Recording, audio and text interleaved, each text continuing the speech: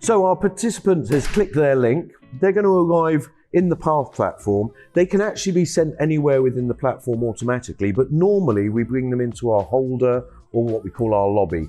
And that can be configured with a waiting room. So if you've got a lot of people you're expecting, you can manage that with our waiting room function. When people are in the waiting room, they get to see either a logo or a pre-chosen video so that they know they're on the platform, and a little prompt saying we're going to be with you shortly. And Owen, who we just saw click his link on his laptop, is in the waiting room. I've had a little audio beep to warn me that there's been a change. I can now click on here, and at this point I could elect to send him directly to a green room or maybe an audience seat, but I'm going to bring him into the holder, and he's going to come and join me and Ed in the holder. In fact, though, this is the one room where we have a bit of privacy between our participants. So Ed and Owen actually cannot see or hear each other. Apart from hearing me talk about each other themselves, they don't know that they're both in the same room. And that's useful where we may have hosts, participants, guests, all mixing before we put them in green rooms. And within the holder, we've got a range of functions, and most of these functions are available in any of our green rooms as well. So I can say hello to them both, and hopefully they'll say hello back. And if you speak, I'm going to see the audio meters go up there, which is a really useful tool for checking levels and things like that. And if somebody's got a dog barking, you'll actually see the dog barking visually, which is quite helpful. But I've got a range of other tools here, so I can mute them individually. So if it's getting a bit noisy and I can say, I'm just going to mute you guys, I'm dealing with something. I can mute everybody within the room, and you can have multiple people in this room, up to usually about 15 to 20. More than that, the audio gets challenging.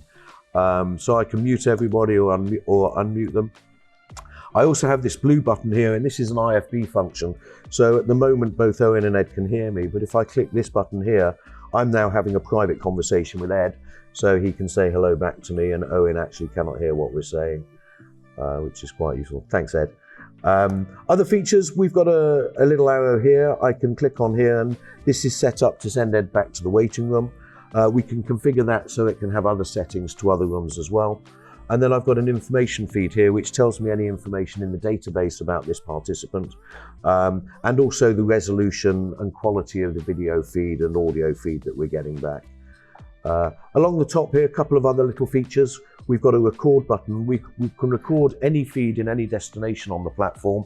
We'll record that in the cloud at the quality that we're receiving that video. Usually our target resolution is 720p. We'll run up to 1080p 60 as well if needed, though that is quite bandwidth heavy. So I've got these record functions. It will record anybody in those destinations automatically.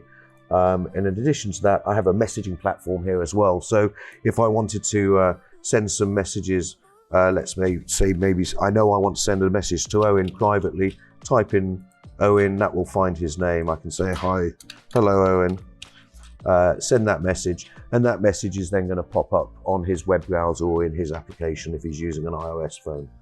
So that's the messaging platform. And then we also have, I think we've talked about the Studio Control software in another session. We have some of the features of that, the database functions built into the holder as well. So if at the last minute I needed to add somebody, I'm a bit short-staffed, I can actually add somebody, their email address, bit of details, add them into the platform, and then I can click on the little arrow here to send a web invitation to them straight away, which is a really useful function. I can also delete them if I've had enough of somebody. They can go there. On this button here, I can edit their details. And then here is the send the invitation, which I've shown you. And what I can also do is take somebody from here and send them anywhere else in the platform.